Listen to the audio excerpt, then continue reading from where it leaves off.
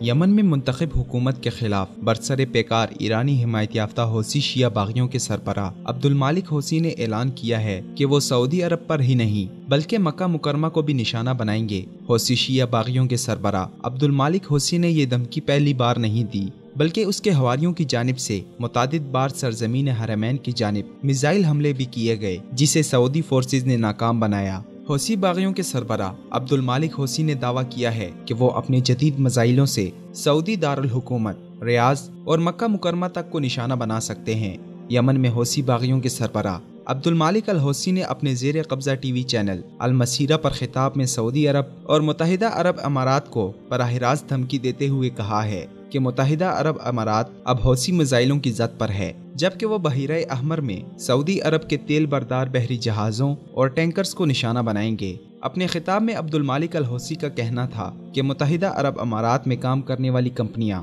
یا وہ ادارے جنہوں نے وہاں سرمایہ لگایا ہوا ہے وہ اب خود کو محفوظ نہ سمجھیں۔ حوثی نے دعویٰ کیا کہ حوثی باغیوں کے پاس ایسی جدید میزائل ٹیکنالوجی ہے جس کے ذریعے وہ شمال میں سعودی دارالحکومت ریاض اور جنوب میں مکہ مکرمہ تک مار کر سکتے ہیں۔ اسی خطاب میں انہوں نے خبردار کیا کہ حوثی باغیوں کے قبضے میں یمنی بندرگاہ حدیدہ پر قبضے کی کوشش نہ کی جائے ورنہ اس کے سنگین نتائج برآمد ہوں گے۔ عبد المالک حوثی دراصل ایرانی سرپرستی میں رہ کر یہ پروپیگنڈا کر رہا ہے کیونکہ ایک گروہ کا ریاست سے لڑنا آسان نہیں ہے، جبکہ حوثی شیعہ باغی یمن میں حکومتی فورسز کا پورا مقابلہ نہیں کر رہے بلکہ بہت سے مقامات پر اپنا قبضہ جمائے ہوئے ہیں۔ حوثیوں کو اسلحہ، پیسہ اور تمام تر ٹیکنالوجی سے لیس امداد فراہم کرنے والا ایران ہے، جس نے حوثیوں کے ذریعے یمن پر قبضہ کر کے سعودی عرب پر حملہ آور ہونے اور اس کے بعد نعوذ باللہ حرمین شریفین پر حملہ آور ہونے کا خواب دیکھ رکھا ہے۔ ایران نے جہاں مشرق وسطی میں فرقہ واریت کی آگ لگائی، اسی طرح سعودی عرب کو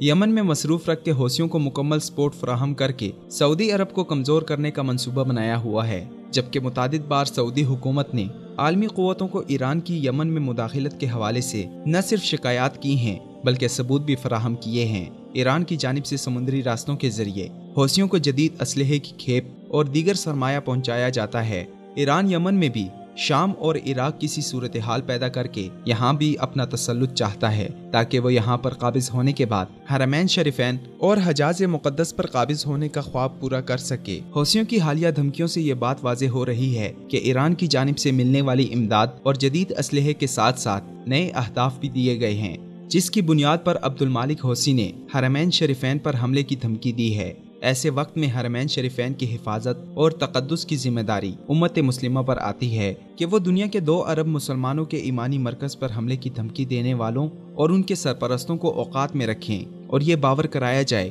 کہ حرمین شریفین کی جانب میلی آنکھ سے دیکھنے والے بھی امت مسلمہ کو ہرگز برداشت نہیں۔